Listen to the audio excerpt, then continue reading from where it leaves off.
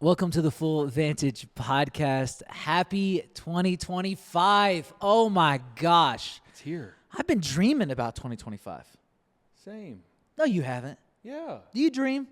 Yeah, big time. Too much. Visionary. Yeah, I mean, that's... I know that about you, but yeah. But I married right, so Come on. it's okay.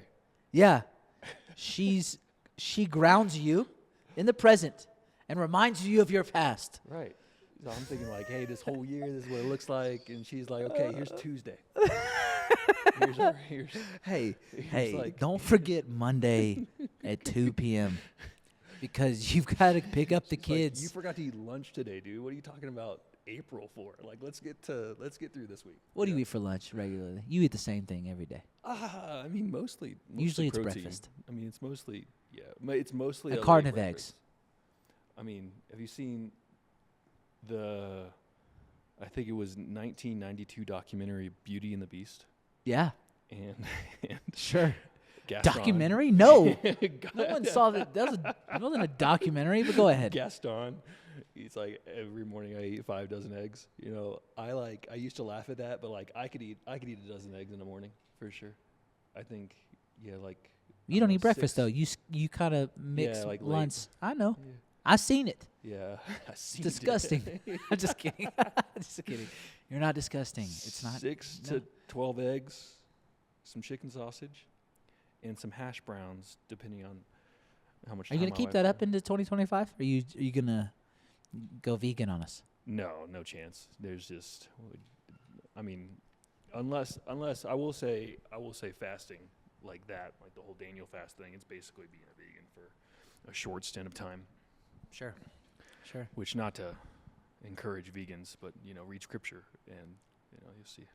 Oh no, yeah. I'm kidding. We're not about that. We're not about calling out vegans. No, I like I do like the consistency Yeah.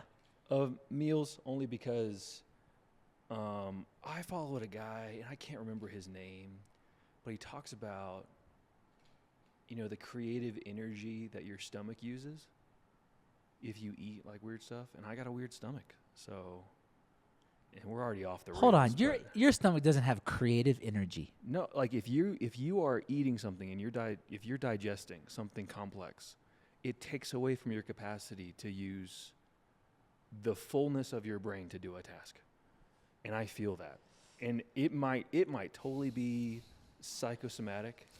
It could be totally made up in my head, but I've already made it a core belief. Like, I've already made it a thing that I believe. And so now, whenever I eat something and I'm like, my stomach feels off, I feel like I can't use all of this. And so I pretty much eat the same 7 to 8 meals a week.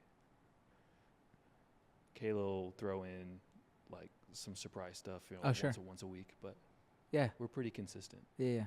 Okay. That's cool. How about you? That's cool. Honestly, you want to know what we've been doing lately? We'll probably jump into even more. Holidays, I loosen it up a little at the holidays. I'm not trying to be that guy going places and be Right. like, I'm only going to eat this or that. No, Right. I'm chill. I got a story about that. Yeah, I would love to hear that.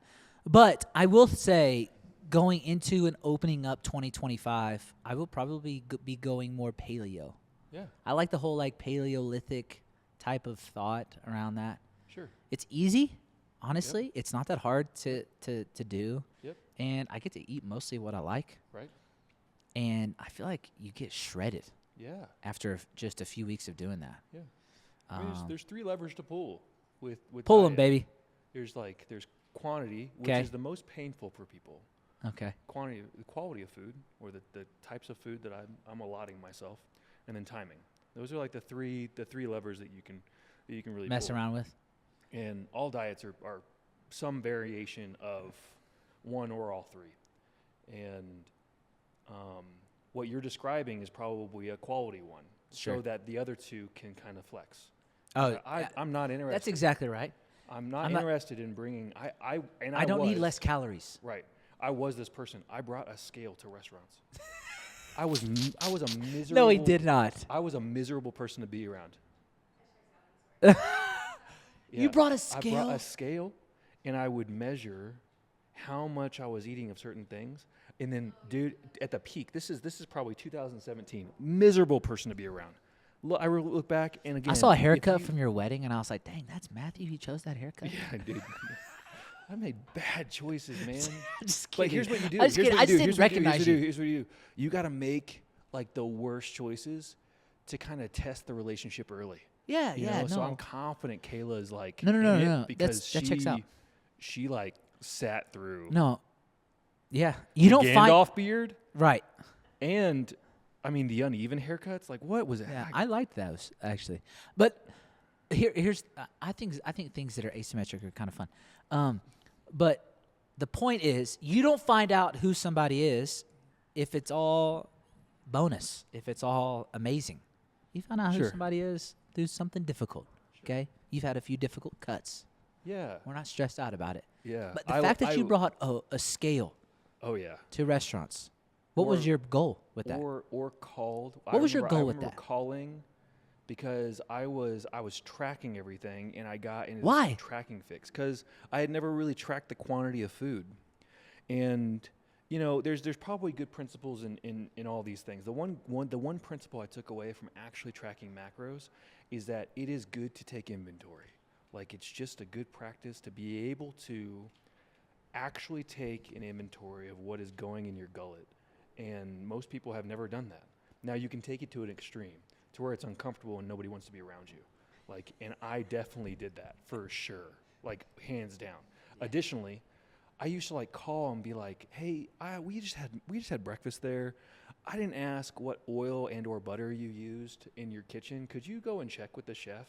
Like that's real. I did that. Like totally obsessive over it. And again, I was shredded. Like I had like I don't know, 5% or less body fat, and also I was cranky all the time. Yeah. Like put my marriage through it. But what I learned from that is that about every, I don't know, 6 to 8 weeks, it's good to kind of go, okay, I'm going to reflect on what I'm actually eating for this whole week, and then go, oh man, like I've actually started snacking late again, and I didn't even know it, you know, or whatever. And that's, I mean, I think we talked about this, but the first practice, like, and everybody will, over the next couple of days, I naturally get a bunch of text messages like, hey man, what should I eat this year? What kind of training program are you on? Oh, January. Everyone's texting you. January. Doing it, What do I fine. do? And if you're one of those people, I've already got a message drafted up. It's like, here are the 3 things that I kind of like tell everybody to do. One of them regarding diet is actually don't change anything. Just spend a week and take a food journal and actually just write out everything you eat. And what's really fascinating is that people will find things that they don't like. Hold on. Can you get the text message out real quick? Yeah. Pull it up. Sure. Let's get the text message out. Okay, so Matthew trains people all the time. He's always doing some kind of cool lifting. Let's get the text message pulled up. We need to send everybody this that's listening and that wants this. So we're going to share this on should we just share it on IG? We'll just put it in like a post, like a carousel type thing. We could. All right, we'll put this on IG, the actual text message. And if you are looking to what if someone's looking to do what? Why would they read this? What's the text message you're going to get from somebody? Yeah, I mean, so typically, and again, like I don't hear me as like I don't like this. No, you I've just love gotten it for so many years. Sure. That I've just started saying, okay, like predicting it. There's a couple supplements that I can feel confident in recommending to people because they'll ask me like, hey, what supplements do you take? It's like, great, that's fine, but it's a secondary issue. Yeah. You focus on diet. That by name, supplement is what? It's supplementary to something that's deficient in a diet. And so people think, well, I'm going to throw this pill at this thing. Well, it's like, well, let's focus on your base and your foundation first. And I don't do this perfectly too. I got 4 kids.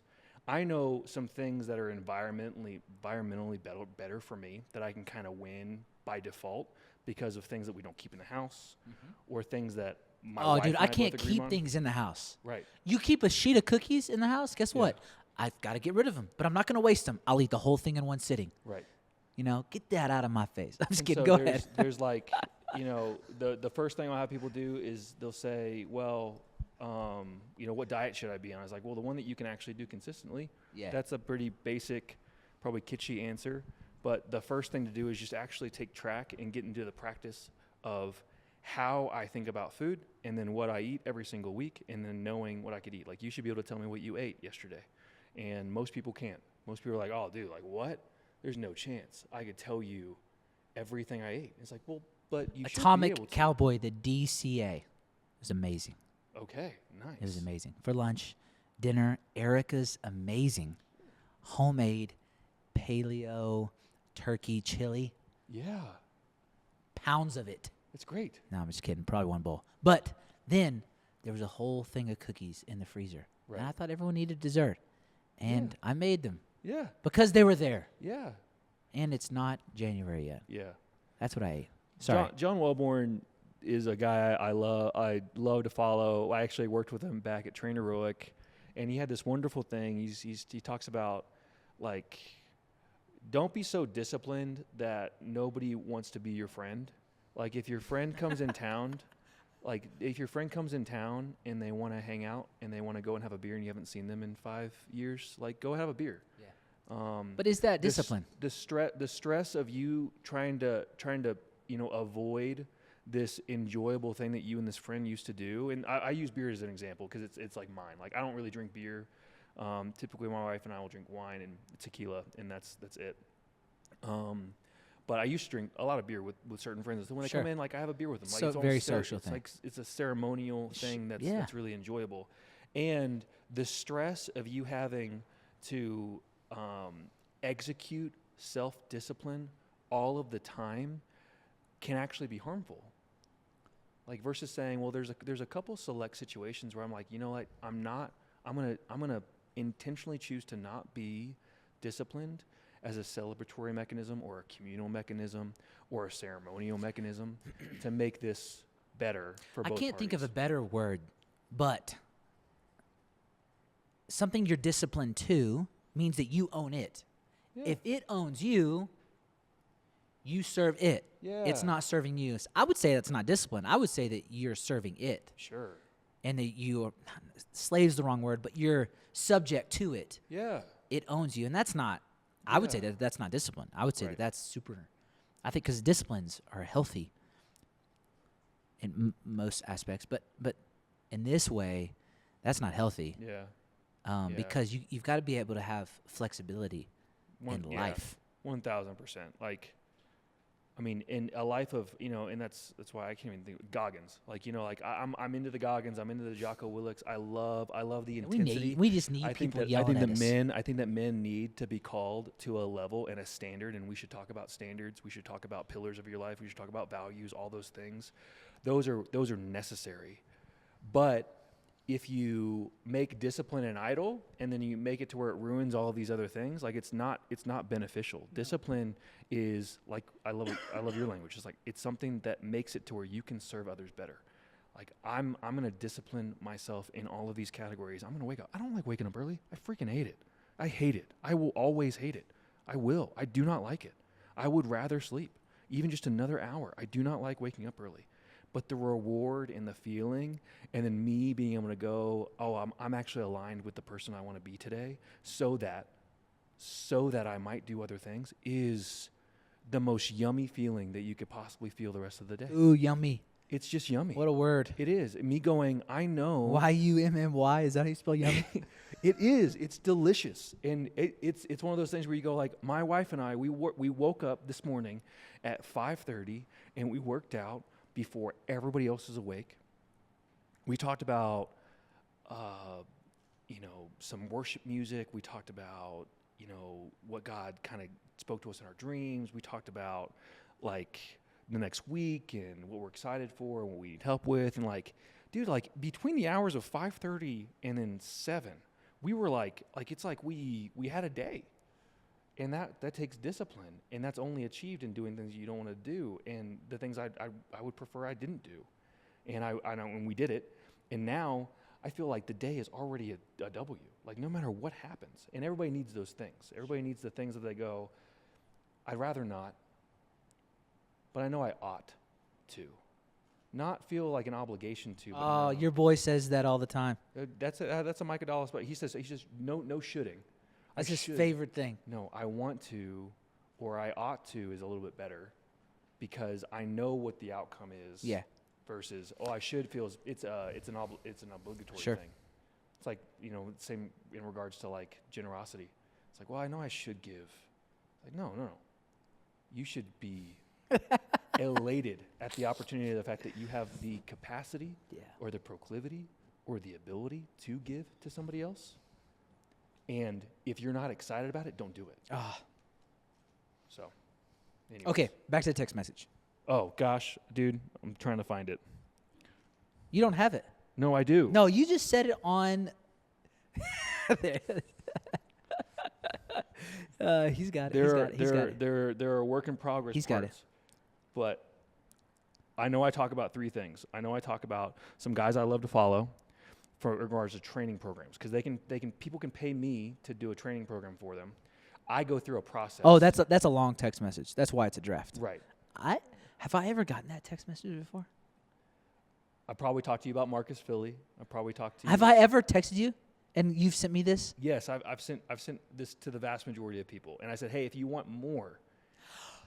Because you were testing out something a few years ago. I think it was 2 or 3 years ago, and you're like, hey, look at this. Does this make sense? And you had me read it. I remember that, and you've built from it. Yeah, sure.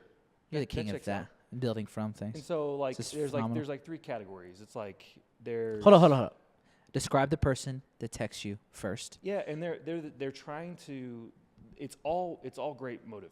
They're saying, hey, I need a plan, or I need somebody to align myself with. That's great. And if they were gonna actually use me as their coach, I'd say, great. We're gonna take you through an intake form.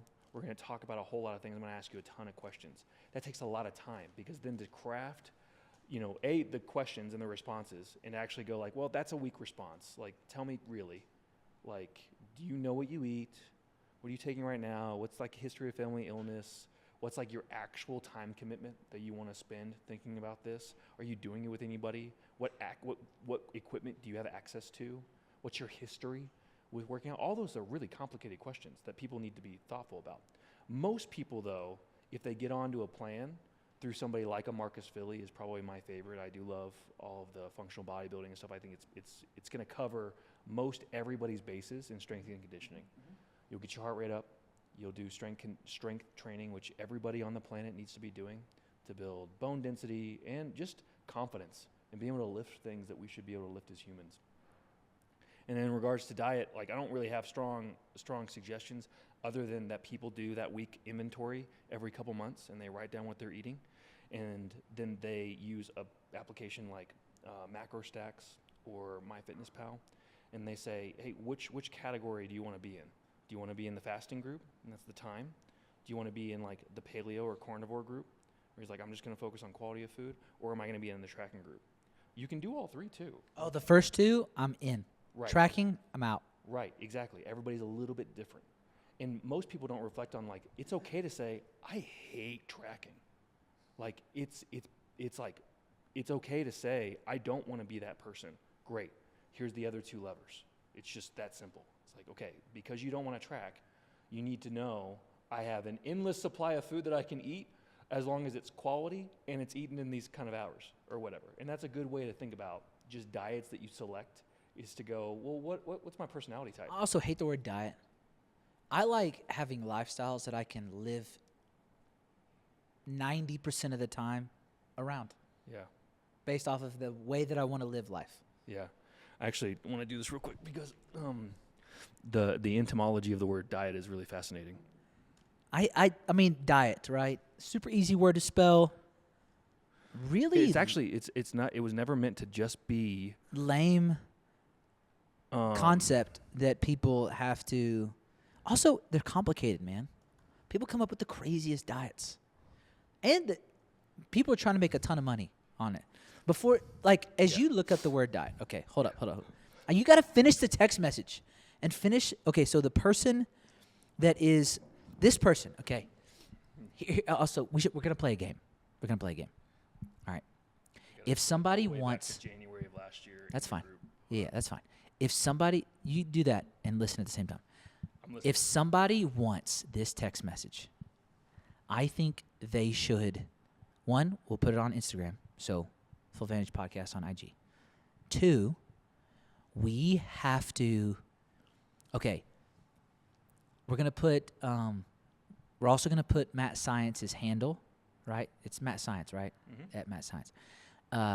Which, dude, what is up with your profile picture? It's like an Elmo character.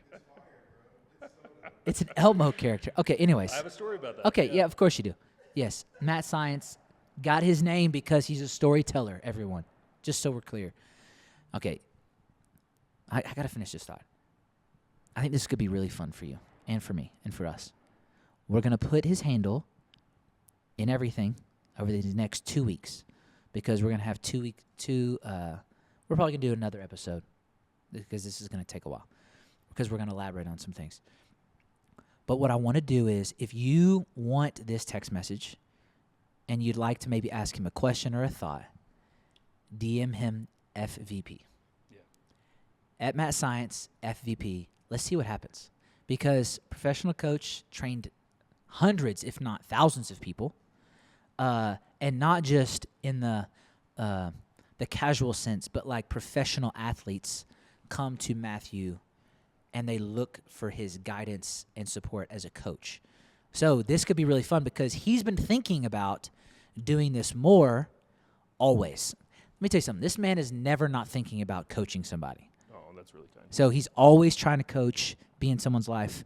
I think this could be a cool micro opportunity just to test the field. Yeah. Who wants this? Who would want this text? Yeah. Okay. What's this text message? Okay, so yeah, we'll talk about like foundations first, and then we'll talk about diet, and then we'll talk about possible programs, and then I invite them in to say, if you want more, we should talk because it's going to take a lot of my time to build you this thing, and so we'll charge you whatever a month to do that. But there's a protocol, and then there's a task for diet. And then there's a suggestion for a training program. And so the protocol is the house protocol. It's every day. You have creatine, 5 to 10 grams, collagen, 1 serving, any type will do, electrolyte salt every morning before I do coffee, 1 ounce of H2O per body pound of weight, 10,000 steps a day, 50 grams of protein per meal, and then over 7 hours of sleep. That's your foundation. Like, let's not change anything other than make sure you're doing those things. And then we'll talk about like changing a whole bunch of other stuff. Your task, diet-wise, is to reflect on the type of person you are. Am I a counter? Am I a food quality person? Or am I a timing person? Or some variance of the 3. And then I want you to track your food for a week and then get back to me and give me that journal. Most don't. It's okay. And that's my signal to go, hey, it's okay. You're not serious. I don't have time for not serious people. I want you to be serious. And as soon as you're serious, send me the journal. And I'll know that's your buy-in. I'm not asking for money. I'm asking for commitment. I'm asking for you to have authority over your person and you to show me that you have authority over your person, that you can actually say, I'm going to do this. I'm going to do the thing I told you I was going to do. I'm going to send you a journal. It could be in any format. I don't give them a thing. I was like, you can send me chicken scratch. You can send me a voice note. You say, this is what I ate. Great. And then the last is, if you really want to program the best bang for your buck for just about every single person who wants to be a multi-sport athlete and wants to do multiple things, has kids, doesn't have kids, wants longevity, wants to feel good, move well, look good naked, all of those things, Marcus Philly. Like he's great. He's trained tons of athletes. His program is bananas. You can switch between tracks. It's great. And it's very similar to how I would program every single person. But you worked with him.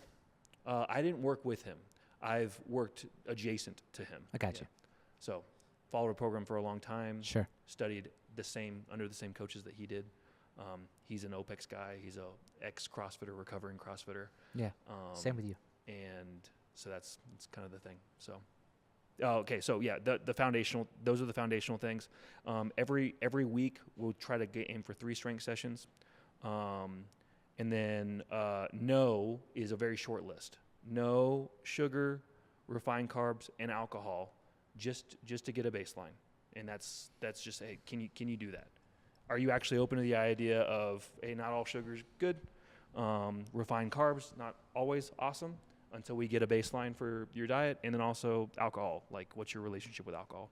And that's pretty much what I'll send to everybody. And it's been a game changer because it helps me kind of segment the people who think they're serious and then those that are not. Because most people think they're serious on the front end. Most people think they're serious. Hey, they sent the text message. That's really great. But like, can you show up for yourself and not just show up because I'm telling you to do something? Sure. Like that's good. That's value for anybody, regardless of what happens next. You have that as like value, and I think that that's good for any content creator or any person who has a service or whatever. Like, give somebody something for free, but also use it as a test. Yeah. Like, use it as a test to say like, hey, how real is this person? And you'll see real quick, like, the people who are like, okay, I did it. And they came back the next week and they're like, here's my food journal. And hey, I actually purchased the program and I'm going to do this or whatever. Actually, I looked at the program and I really like it, but I'd love to pay you to give me something more specific to the things I'm doing because I have this race coming up or whatever. Great. But everything that happens is a show of commitment versus not having that is much harder in relationships. Hardest thing I did last year. You helped me through.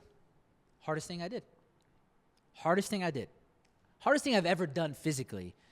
You gave me a plan, and I was able to do it from mostly, and I was able to accomplish the hardest thing I've ever done. Yeah. Do you remember that?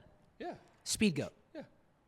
I think it's maybe one of the hardest 50Ks in the world because of the elevation gain over 32 miles. Yeah. I didn't know that you needed running poles. I show up to the race. I'm looking around. Does everyone have these poles? Need poles to run? They're like the really fancy ones that like come out they're of nothing. Awesome. Yeah. Like carbon fiber. Lecky ones. Everyone has these. I think it's Lecky. Leki. Like, everyone's got these, and they've got these gloves on their hands to like. I just imagine you being at the starting line and looking around and everybody like taking it out of their thing and then like they take like the periscope versions of all of them. Like, they all have those. What is happening? Everyone has them. I'm like, dumb. Don't need those to run. Kidding me? It's mental strength and willpower. This is hilarious. Okay, so I'm running up. We're running up this mountain in Utah. Running up the thing, and there's snow, and it's steep. I mean, we're at the top. Okay, it's a ski resort. Yeah. Snowbird, you run up Snowbird. Yeah. And then you run down it, and then you run up it a few more times, and then down it a few more times. It's nuts. It's the craziest views, snow, backside of nowhere. Yeah. I mean, it was awesome. If you fall without poles at any moment, you could be making a very serious mistake. Sure. Where your life is at risk. Sure. Okay. I'm the only one. Yeah. The only one who doesn't have poles at this race. The only one. Nuts. Okay. There's probably a reason other people have poles and you don't. Right. If I don't do a little bit of the training, my legs aren't strong enough to do this. Right. Because yes, it's a race, but some of it you can't. It's so steep you can't run up it. Right. It's not, 8 degrees, 10 degrees, 12 degrees. It's 70. Yeah. For a quarter mile. Whoa. Okay. Anyways, I'm just saying. Yeah. Thank you. Oh, that's what I meant to say. My pleasure, man. Super short. Thank you. I think I'm definitely, I have my own biases for sure, but I think that strength training, everybody needs to have something conditioning wise for sure, but it's strength and conditioning. And I think the benefits long term of being able to do things like Huberman or Atia would talk about is like holding your body weight and being able to hang from a pull-up bar or lift a certain percentage of your person, and all that. It's just like, it makes people feel capable. Like the confidence that you get from being committed to a training program that is multi-sport is incalculable for everything about the rest of your life. And I think about this constantly, is like when you see a confident person or you see a disciplined person, like if you and I were walking through an airport and I said, I want you to point to me a disciplined person, you'd be able to point out a disciplined person. Sure. The reason that you can point out a disciplined person is because you can tell how they carry themselves, and you can tell they've done things not in public that make them confident in public and in looking disciplined in public. Like, you can fake it for sure. Like, we can all, like, I think Carl Hughes, he's a Navy SEAL, like a behavioral psychologist type person. Yeah. He talks about how, like, you can like fake posture, you can like sit up straight and do all these things, but like, you can tell the other people who are like their default setting and like them looking confident and disciplined and having authority and all those things. It's because of all the other time that they spent and all the other things they did for themselves, that of their own volition. Not the things they're being forced to or the conditions that they have to be in or whatever. It's like everything else. And strength training is one of those things for me. I'm a better person to be around. One of my buddies, Casey McCurdy, he says, I do it because it makes the sad voices go away. And I just love that so much, because he's like, I do these things because it's my thing, and I know it's going to make me stronger physically, but as a byproduct, it makes me stronger mentally and emotionally, spiritually, because I've committed to this thing, and I've did this really hard thing that I think everybody should be able to do. I was going to go back to the point, diet. The word diet was never actually meant to be just for food. The word comes from a Greek word. I'm gonna butcher it. Diaisha, and it actually means, listen to this, way of life. Like, it's to communicate like your entire way of life. Yeah, it doesn't have to be food. It can be content. It can be everything that you take in to your existence. It is like if you're in the John Mark Comer group, you're thinking like your way of life, your rule of life, and having those standards, values, pillars that you focus on every single day, not just January 1st is coming up. Like, I think that's like what I would maybe encourage most people in, is like everybody's looking for, I'll use Hughes's analogy. They're looking for the flight checklist. Like, if you were a pilot, my dad flew F4s for a long time. He was in the military. They have a flight checklist every single day. Like, even if they're seasoned pilots, they have a checklist that they have right here, and they look through it, and they go through, and they talk to two people, and they talk through everything, and it's monotonous, and it's boring, and it's not glamorous. Most people want that checklist, but the presupposition and the prerequisites for even having that checklist is that you know everything about what's on that checklist first. And so people are like, well, give me the checklist for my life. And a lot of the things in that text message are checklist items, like the creatine, those things. The better response to getting a text message like that is to go, well, why? Why creatine? Why an ounce of water for every gram or pound of body weight? Why 10,000 steps? Well, because there's foundational principles that have fueled that, and that's what people should be aiming for. It's like, I want to be a person that has these things, and I want to pursue these things. And thus, here's my checklist. Most people want the checklist, and if you don't understand why things on the checklist exist, you're just going to fail. It's a matter of time. Like, I could give you everything that you need to do hour by hour, every single day. But unless you understand it, unless you've actually made a belief system and a value system and pillars in your life and set standards for yourself, it does not matter. And so the risk in this season, especially as everybody's posting, I feel the pressure. It's like, I'm looking over the next 24 hours, people are going to see all these people say, hey, make 2025 your best year yet. Here's the 8 things you need to do. And that's really stressful. It is. It's like really stressful to go, well, I'm looking at Trevor, and Trevor's doing these things, and maybe I should do those things. It's like, no. Focus on values, the pillars of your life, and the standards that you want to set for yourself because of those things. And the goals will naturally come. Yes, make big goals. That's fine. Big lofty. I'm all for big lofty goals. But I'm not for doing that if you haven't gotten this right. Like, it's like if people are like, well, I want to take magnesium, and I want to take like a B vitamin, and I may be looking into hormone therapy and all this, but it's like, dude, you aren't sleeping more than 4 hours a night. What's the one value you have? What do you mean? Well, so like, people are going to get this on, I think, we're recording this. This is going to be the first episode in 2025. Sure. So I'm just thinking about when this is going to be aired. I think it's going to be the second or third. Okay? Mm-hmm. Something like that. Let's go with second. I want to talk to the person real quick, because I don't think most people have values. I don't think most people have, what was the second thing? Pillars. I don't think most people have what was the third thing? Standards. Values, pillars, standards. I think most people don't have a plethora of those things, the right amount of those things, much less one that they're committed to, convicted to have. Okay? Talking convictions. I love talking convictions.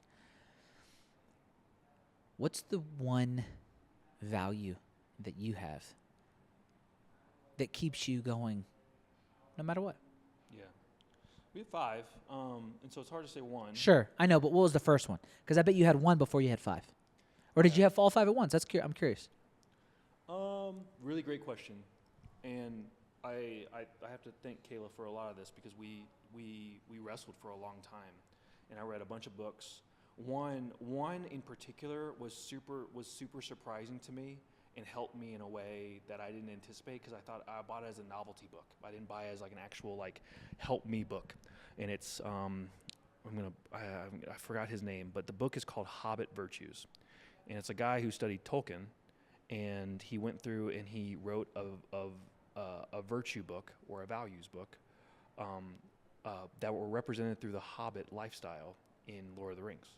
And for me, that's very good, because kind of nerdy, kind of like creative in thought, and it talks about what they prioritize. Sure.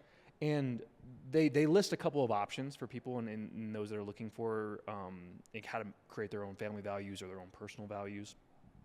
But what was interesting was it was the things that they said, or the author said about like actually identifying things that you value, is like if somebody took them away from you. Like, and this may not be profound to you, but it was profound to me personally, is like if somebody told you you couldn't prioritize this value in your life, would it make you sad? And I was like, wow, that's really eye-opening for me. It made it very clear about like if you couldn't identify yourself as this because somebody told you not to, would it harm you somehow emotionally? Or would you feel a loss? It's like, okay, great. Then you value it. That's an easy way to know if you value it. Versus people say like, well, I want to be known as this. It's like, that's aspirationally maybe on brand, but that requires an external motivation. I'm only wanting to value this thing because I think I'll look cool to this body of people, or this relationship might benefit, or this single person might think I'm cool. Like, that's not a value. That's an attraction, or a principle that you're attracted to, and it could be what you end up valuing, but likely not. Like, the values that you actually hold personally are the things that if somebody took them away from you and you couldn't actually pursue and get better in, you would be sad. We have 5, and I chose Latin words because it actually, a lot of them have dual meanings, and so it's kind of complex.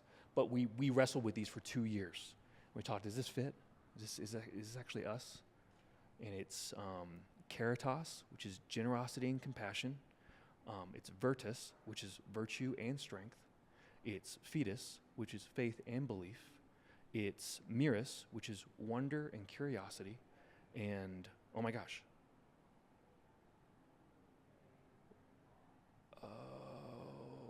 It's because I'm live in the moment. I got it.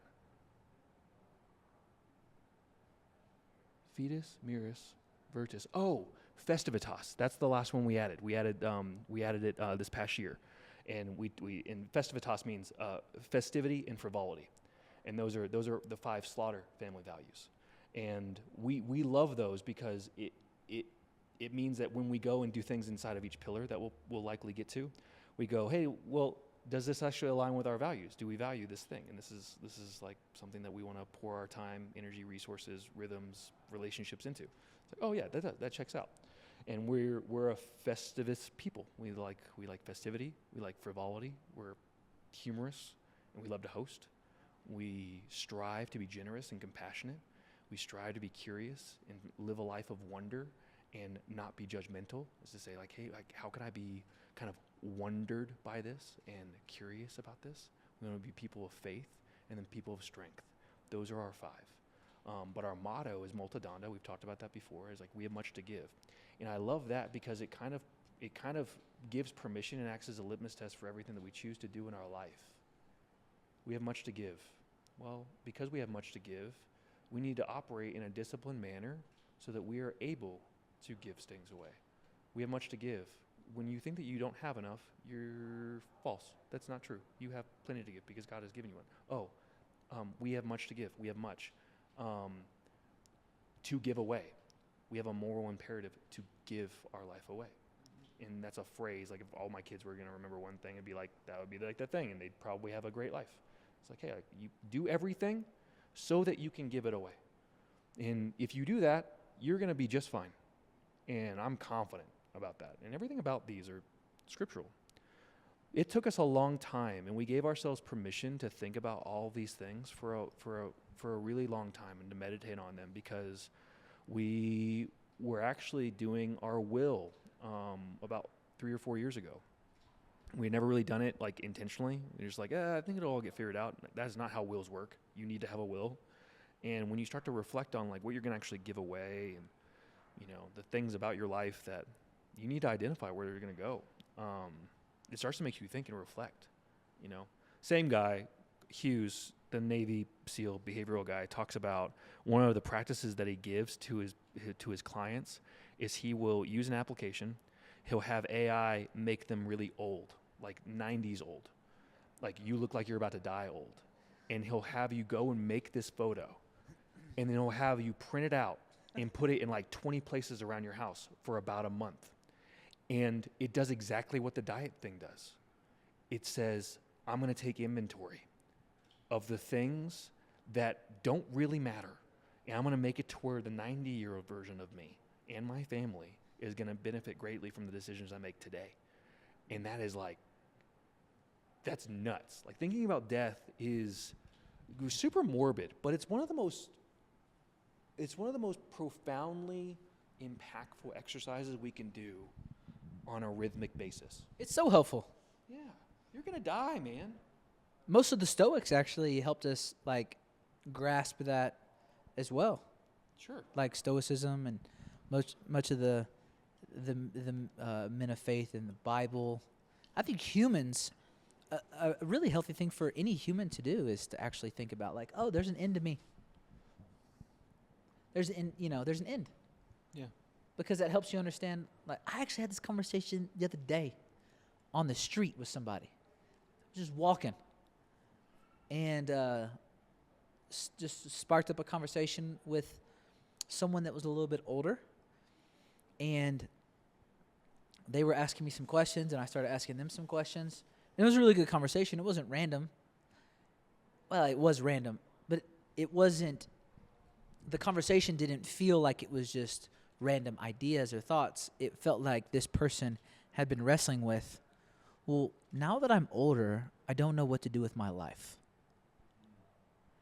And I got to really speak encouragement and life into them. And what's funny is they actually invited my family and I over to their really cool penthouse for New Year's Eve. Wow. That's awesome. And so I don't know if we're going to go and maybe get a babysitter. And it was just like, it's just like, what? Like, I got to pray for this person. Yeah. And just encourage this person on the street, share with them my faith. And they are in between, like, what things that they believe, but they're really interested in not giving up on living. And that was where the conversation just took off. And that's a funny. I mean, that happened 4 days ago, or 5 days ago, and they texted my wife and I, and they were like, like, would you come over? I'm having people over for a dinner party. You can and your family. I'm like, oh my gosh. And then I don't know if we'll go, but I will show up back up in that person's life again. I've actually been thinking about them randomly. But isn't that fascinating? Yeah. I love talking with somebody that's not that. I like talking with anyone. Let's not get this wrong. But someone who hasn't given up on life yet, or that is interested in more. That's where it begins, I think. If I'm going to talk to you, you don't have any values. And we have an opportunity to sit down, and maybe they're the 24, 36 month stretch that Kayla encouraged you to take, because we know that was all her. Yeah, it was all her. Yeah. Okay. Someone that has no values or pillars, they have good ideas or thoughts or even aspirations. They more think about what they want people to think about them instead of what they think about them. Sure. It's a good place to start. What do you think about? How do you think about you? Maybe it's a good question to begin the year of 2025. Yeah. Is how do you think about you? Sure. There has to be. What is the value that helped you begin to think about the values? It wasn't actually. I mean, it was. It was a mixture of things. We go to a church called Pinewood. Pinewood has values. They talk about those values every single week, and it acts as a really good rubric for everything. And people lack a rubric in their life. Most people want to know the things I need to do. They want the flight checklist, but they don't talk about the whys. They want to get to the whats really, really quickly, and that's okay. But life is more about hows than whats. It's more about how you do everything. And when we first started going to Pinewood about 7 years ago, we were fascinated by the values that our pastors selected, and we really enjoy those. And especially not because they were just something that you put on a wall and then forget about, but they talk about them every single week. And then we had kids. And when we were growing up, like, there were things that you just didn't do, things that we do, things we don't do, but we never understood the why behind all of those things. And values are those whys. Like, values are the helpful mechanisms to help identify why your whats and your hows look the way that they do. And most people will get here, and it's great, and you'll live a life of behavioral modification and systematic standards that you don't fully understand, that you just do. And to some extent, that's not bad. It's better than nothing. But it's not sufficient, and it's probably not something that you'll be consistent in. We had kids, and kids ask questions. Kids also misbehave. Kids are wildly disobedient, and they're trying to figure out life. And they're trying to figure out, well, what kind of person am I? What's really cool, and this is like maybe not 100% your audience, but what's cool about being a parent is that you get to tell the kid who they are. That's our job. My job is to make you a God-fearing, value-providing, care-free, and careful person in life.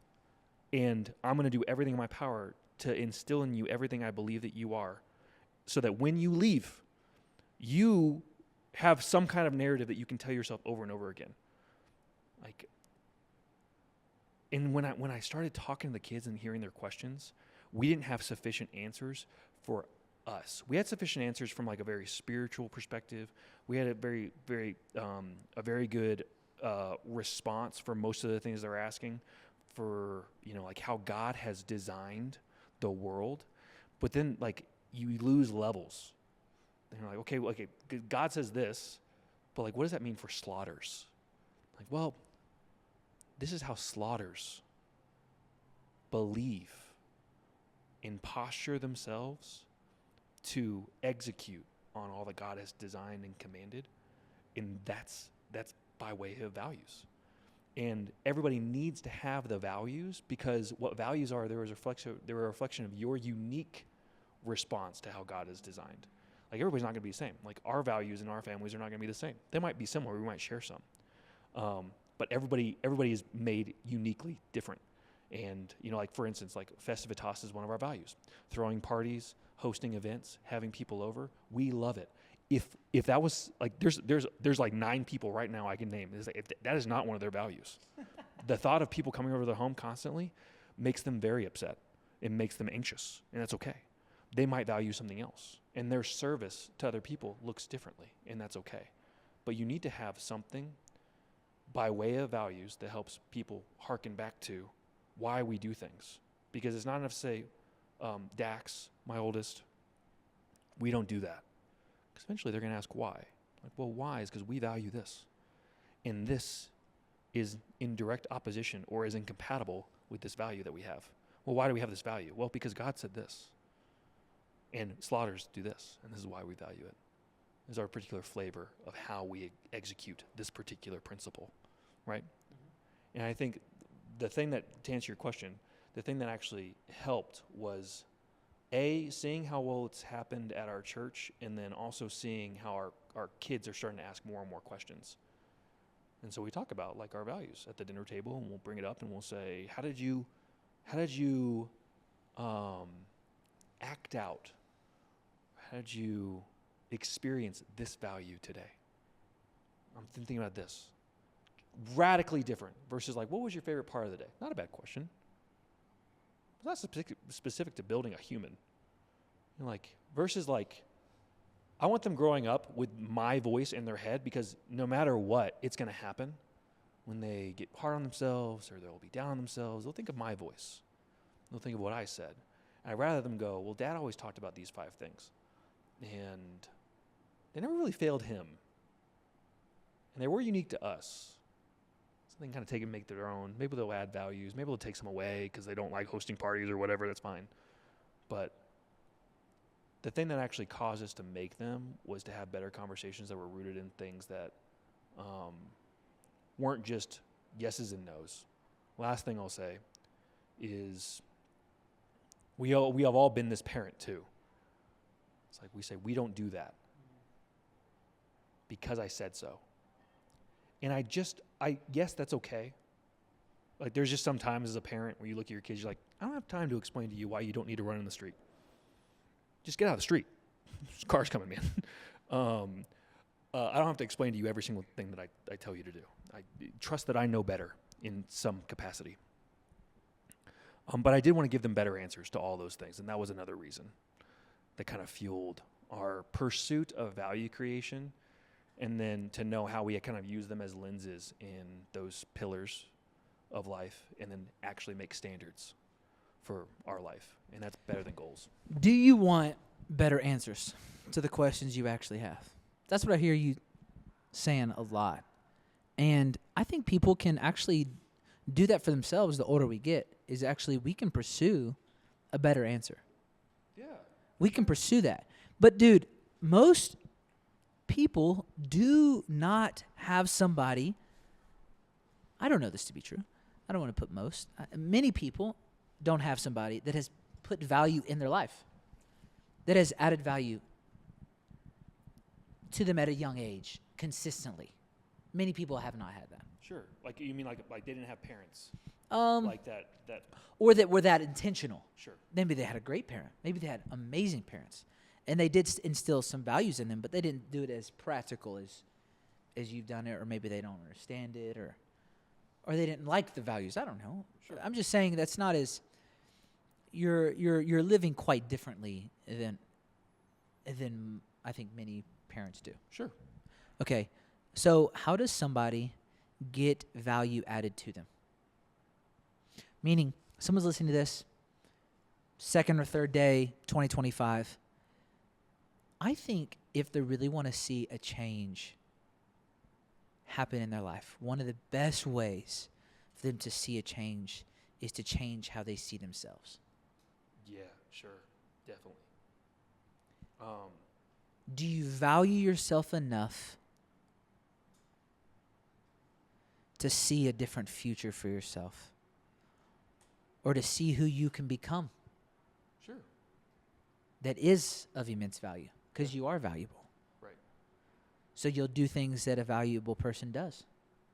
Sure. Anyways. Yeah, I think so. I think that's really, it's really hard for you to to do that by yourself, though. I think that I think, but okay, then say that.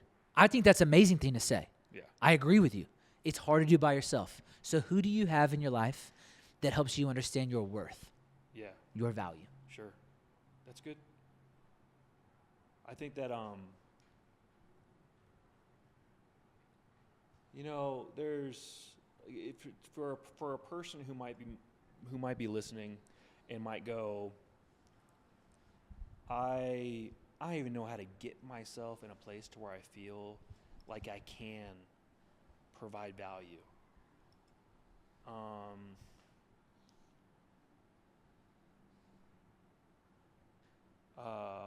Have we talked about Lewin's equation on the podcast? It doesn't matter. Yes. You and I have talked about it. I can't remember if we talked about it on here. Eponymous laws are really fun, especially when they correlate with biblical principles. Lewin's equation. He was a. We've weeded out the people that don't need to hear this, so go ahead. Because we're an hour in, so it's okay. Oh. Dude, that's a fast hour. My goodness. I know. Lewin's equation. Thank you for listening, by the way, and being here. Listen to this. This is good. Behavior is a function. This is B equals P times E. And so behavior equals or is a function of the person and his or her environment. And so you can hear that in a lot of different ways. You can hear that and go, oh man, I just need to change my environment. That's probably true. Both the people I'm around, how I structure my rhythms, and even my actual like room, my office, like my car, the way it feels, like that's an easy win. My behavior will naturally change as a byproduct of my environment or the environments I put myself in. Like if I'm around people whom I can serve, I'm going to feel like a person who is able to serve more, right? Versus like if you just stay home a lot and you play video games and you watch porn and you just completely waste your time, you're going to feel like a person who cannot provide value to anybody. Being alone sucks. It's not ideal. Versus if I change my environment, both how my home and my office and car and all those things and the people I'm around, if I change those things, parts of your brain wake up and you learn and remember, oh man, I can actually help. And I'm not completely worthless or useless. The other part is to go, how do you change the person? So I can change the person by way of growing and learning and listening to a new person or growing in a skill or reading scripture. Like all those things will help change. Back to the diet thing. But right, exactly. Back to the diet thing. Right. Not the diet as in food necessarily, but the whole way of life. Way of life. Yeah. And so to what you were saying, I would wholeheartedly agree is, hey, how do I get to the point where I understand myself as a person who can provide value and serve others? Well, go and learn something. Go and provide something that would be valuable and then give it to somebody else. And then here's the other thing. Even when you don't feel like it, like God designed us in a really, really awesome way when that like we go and we like don't feel like being this thing, but we do it anyways. Our heart posture changes. Like I don't always want to go to, let's use a real example. I don't always want to volunteer. Like that's an honest reflection of my natural emotional desire to serve others constantly. I don't always want to do it. I don't. And for anybody who would say, I always do, it's not true. Then you're not always doing it. Right. I would say that's a person who has an experience always doing the thing that they say they always love to do. Always doing it. No. There's times when you just don't do it. No. And you don't want to. Yeah. Or you do it half-heartedly. Or you do it half-heartedly, right? But if you do it in spite of those moments, what happens? Like it's like have you ever made plans with a person? Have you ever made plans like, oh dude, let's go and hang out like this, and we actually put it on the calendar, and then like that day comes, you're like, God, I really don't want to go. Have you ever been there? No. Never? I mean, just kidding. Yes. Yeah. Of course. Yeah. Like we've all been tired. there. We've all been there. It doesn't even have to be about them. You know what? It doesn't even, you're right. It you doesn't like those even, people. Yes. It doesn't even have to be about them. You like those people. It could just be you could have not slept the night before, and you're supposed to meet them at 6 a.m. A new episode of Shrinking's on. I'm going to watch that at home. I don't even know what that means. It's an Apple TV show that we really enjoyed lately, and I just and it's I want to stay home. But then what happens when you own up to the commitment that you made and you go and you do it? Rarely you're like, oh, that was a colossal waste of time. right. You go and you're like, dang, that's really good. How I know to do that is not to say, well, I said yes. Maybe that's enough. But how I know to do that is because I made a commitment and I knew that commitment was in alignment with my values. I know it was good for me. I know it was productive, and I value this person in this relationship. So I'm going to go despite my feelings, knowing that it's gonna make us both grow and make us both feel good. Same is true of like value creation, making values, is doing it even when you don't feel like you can. So if you feel like I'm a person, I don't really have much to give other people. Not true. Go ahead. How can I help you? Hey, what are you like working through right now? And what can I do to like maybe help, or anything you want to talk about? Everybody can do that. Everybody. And I think when you do that, you gain this like understanding that, oh, I actually am a person that can provide value. And then what's really cool is you go, oh man, I really like providing this particular flavor or brand of value. And you go and learn more about that, and you go and give that more. And you find out opportunities to go and give that value over and over again. So I would encourage that. So, first week, someone's listening to this. It's the first week of 2025. What do you say to them? I think big, lofty goals. Hold the mic a little bit closer to you. There it is. I think big, lofty goals, hear me, are so powerful. I want to do this thing. I think they're great. I think I want to start a business, do that. That's fine. But, like we'll steal from Simon Sinek. If you just did that's fine. But they're not resilient. What's need to be built upon hows and whys before that. And understanding your whys are understanding your values. Understanding like, oh, we exist to do these things. And so I would encourage you, set the goals. That's fine. And if you feel totally compelled, and you're scrolling through Instagram or you're talking to your friends, ask yourself this question though. Am I feeling the anxiety or pressure to create a goal, or am I inspired to make a goal? Like, that's a really good principle just in the next couple hours, couple days, couple weeks. As you go into 2025, you're going to see a lot of people showing the fruit of the decisions that they made, likely because they had better whys. And you're going to go, oh, I need to make my what's better. I need to do their what's.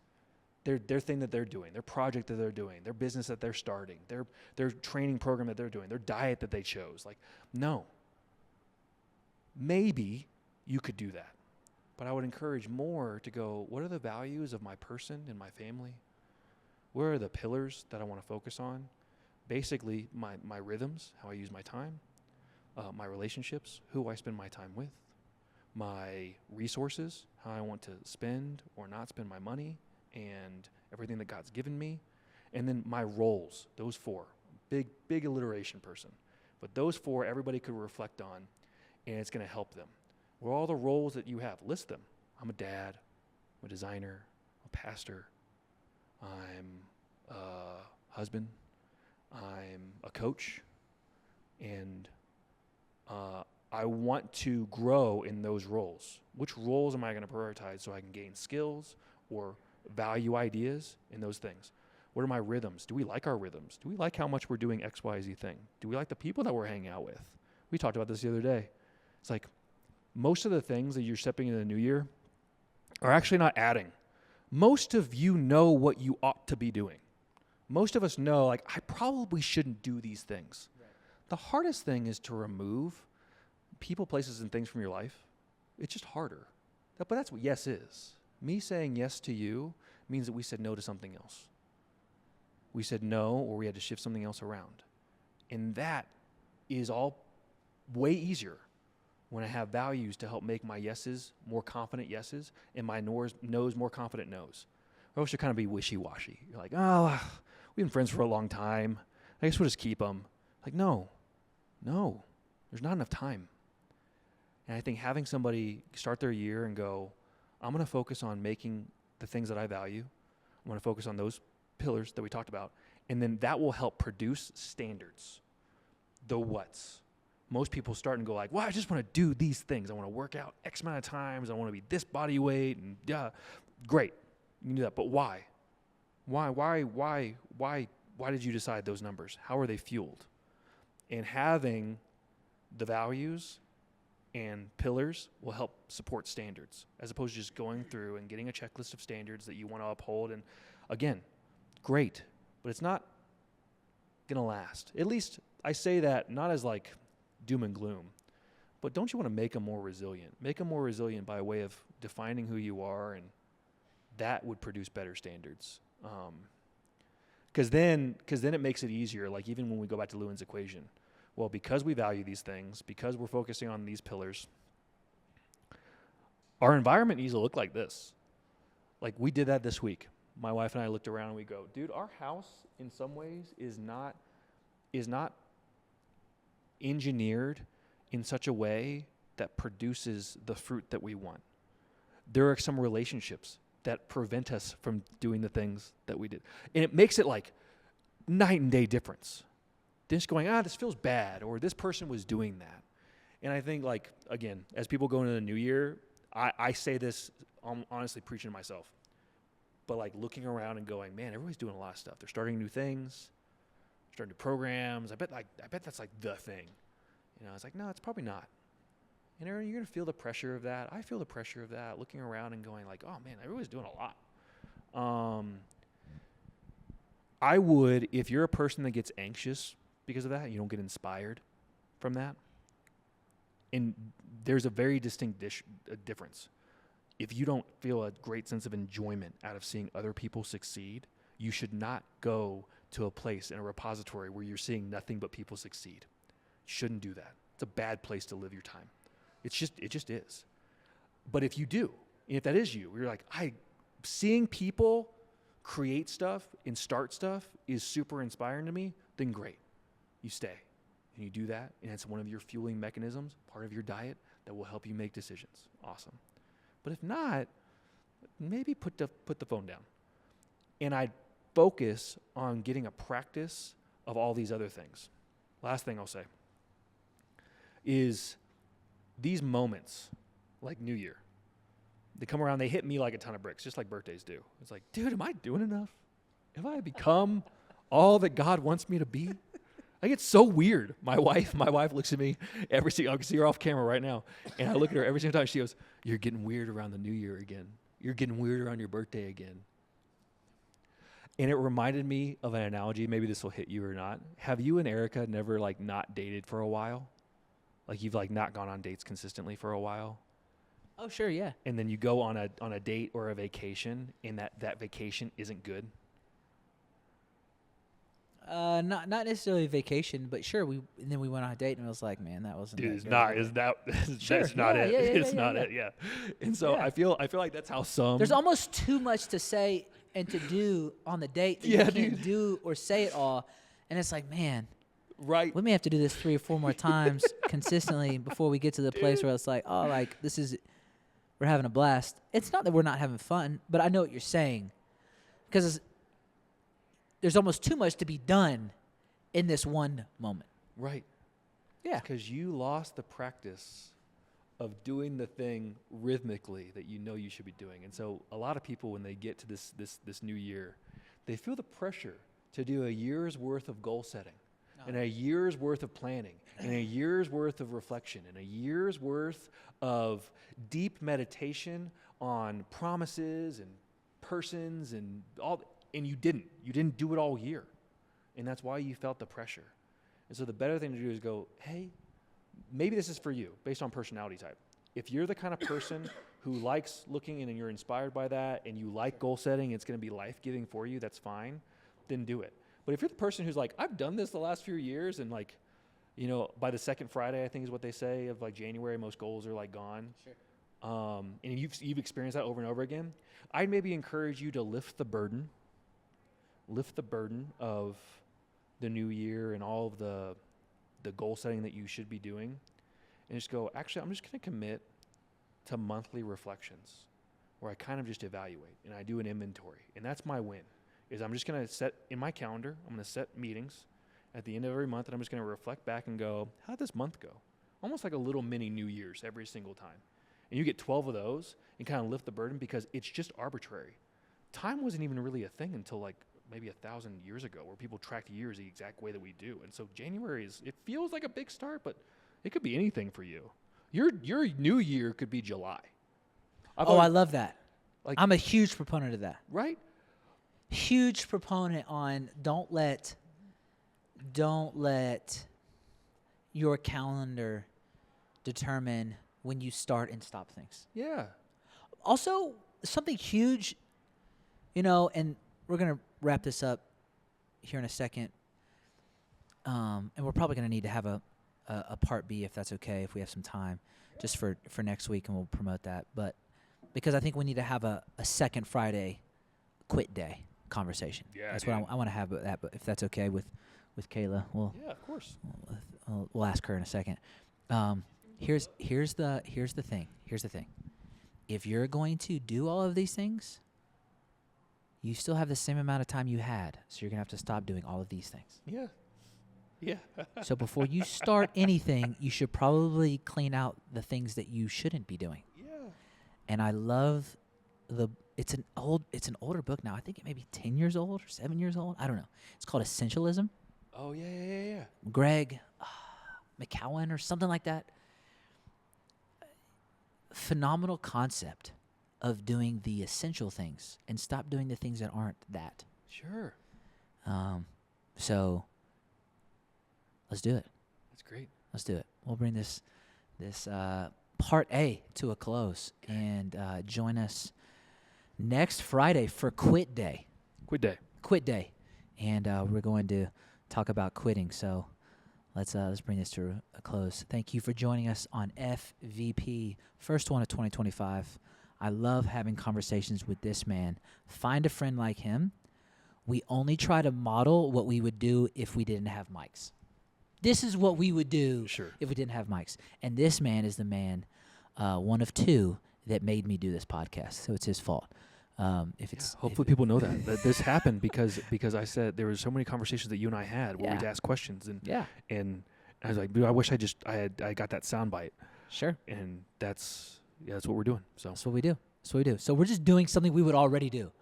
I think we just need to keep maximizing those things in our lives as well. Yeah. This next year, 2025, maximize what we would do and we love to do. Sure. All right. We'll see you next week. FVP. See you soon.